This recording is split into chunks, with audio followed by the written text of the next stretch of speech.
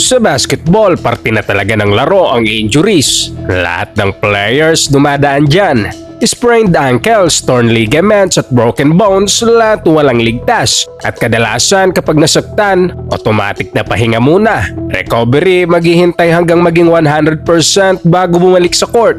Pero hindi lahat ay may ganong luxury time dahil may mga laro na sobrang bigat at mahalaga, kaya kahit injured, nilalaro pa rin nila.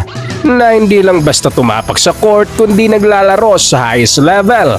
Kaya ngayon, pag-uusapan natin ang mga NBA superstars na naglaro pa rin sa kabila ng matinding injury. Number 5. Dirk Nowitzki.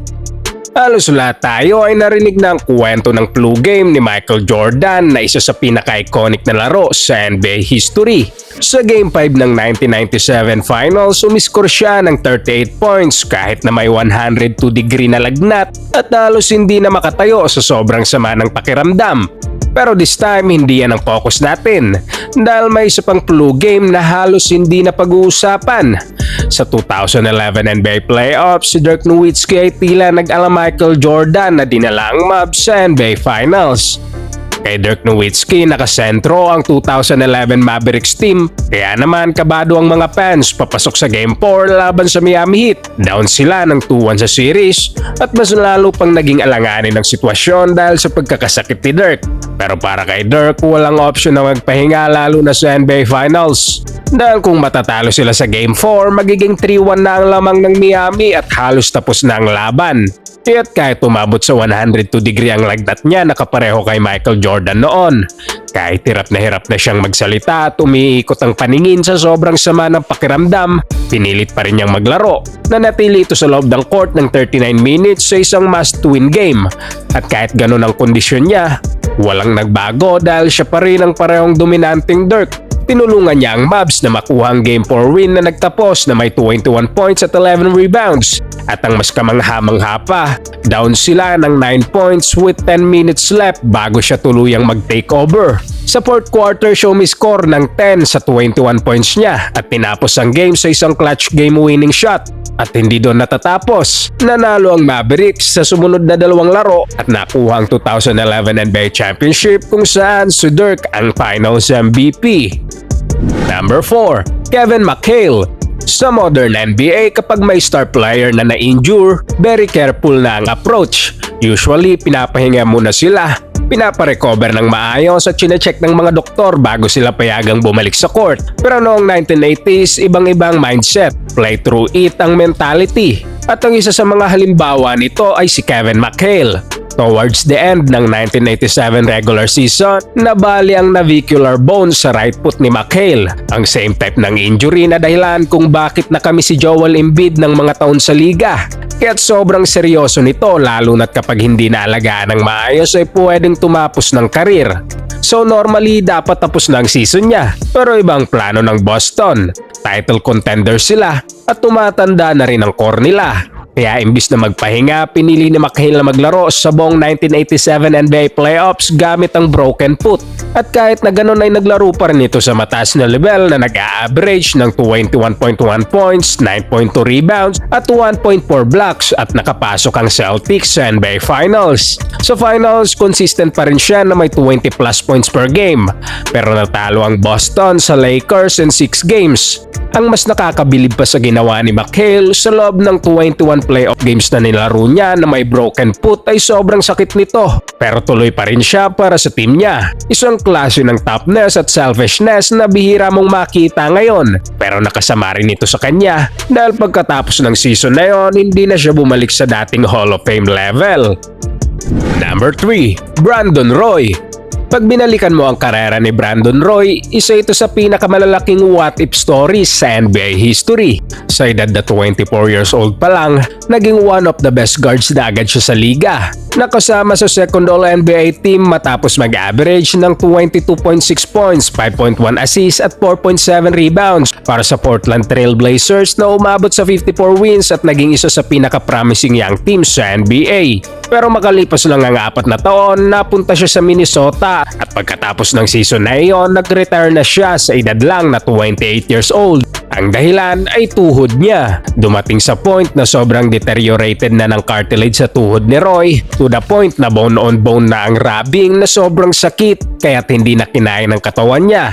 Pero kahit shortened ang karir niya, may isang iconic moment itong hindi malilimutan. Sa 2010 regular season, sa third game to last, napunit ang meniscus sa kanyang tuhod. Initially, niro-rule out na siya for the rest of the season. Pero tulad ni McHale, hindi siya basta sumuko para sa team.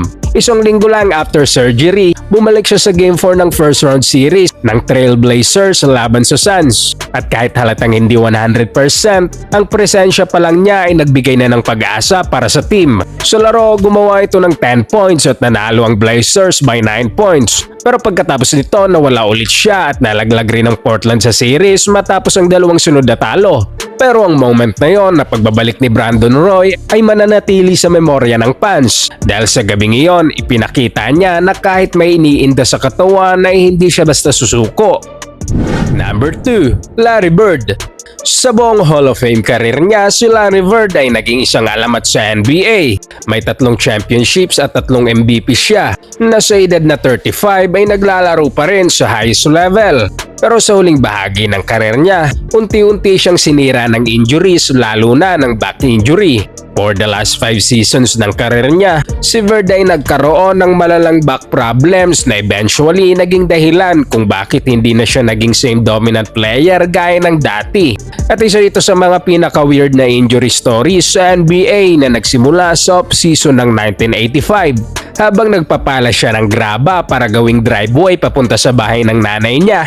Na-injure ni Bird ang likod niya. Mula noon, tuloy-tuloy nang lumala ang kondisyon ng likod niya hanggang sa sobrang tindi na ng sakit. Umabot pa sa punto na noong 1992 season, kailangan niyang magsuot ng 15-pound back brace habang naglalaro. Sa 1992 season na yon, nangyari ang huling iconic moment ng karir ni Larry Bird. Kahit sobrang sakit ng likod niya, kahit 35 years old na siya at kahit mismong mga doktor niya ay nagsasabi na hindi nila maintindihan kung paano niya nagagawa ito. Gumawa pa rin si Larry Bird ng 49 points laban sa Portland Trailblazer na nag-triple-double pa at may isa pang ridiculous na 3-pointer na nagdala sa overtime. Nanalo ang Celtics sa gabing iyon pero maaga rin silang na-eliminate sa playoffs. At that same summer, nag-retire na si Larry Bird sa basketball. Bago ang panghuli, talakayin natin ang honorable mentions.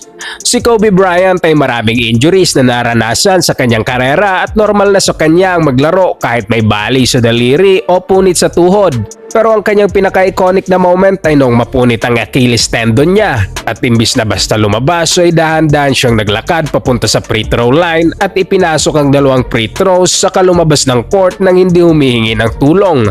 Sa Rajon Rondo naman noong 2011 sa Game 3 laban sa Heat ay na-dislocate nito ang siko niya pero bumalik pa rin siya matapos itong ayusin sa locker room at naglaro gamit lang ang isang kamay para tulungan ng Celtics na manalo. Sa 2019 playoffs, sina Kevin Durant at Klay Thompson ay tinamaan ng brutal na injuries. Pero si Durant ay bumalik sa finals mula sa calf strain ngunit nauwi sa Achilles rupture habang si Klay kahit na may torn ACL, pinilit pa rin mag-shoot ng free throws bago tuluyang lumabas. At noong 2025 finals, si Tyrese Haliburton ay naglaro kahit may calf strain sa isang do-or-die Game 7. Pero nauwi ito sa torn Achilles dahilan para mamiss niya ang sumunod na season. Number 1 ay Isaiah Thomas. Ang Game 6 performance ni Thomas sa 1988 Finals ay isa sa greatest games ever played in NBA history. Pero dahil natalo ang Pistons sa Game 6 at Game 7 laban sa Lakers, madalas nakakaligtaan ng performance na ito. Balik tayo sa Game 6. Lamang ang Detroit sa serye na may 3-2 lead. Isang panalo na lang para sa first NBA championship nila. At sa third quarter, si Isaiah ay nagsimulang mag-takeover na umiscore para sa Pistons ng 14 straight points at ibinalik sa kanilang momentum ng game. Pero biglang nagbago ang lahat nang sa isang fast break, natapakan niya ang paa ni Michael Cooper at doon siya na-injury. Makikita mo sa mukha niya ang sobrang sakit at kahit sinubukan niyang maglaro ay hindi na kaya ng paa niya.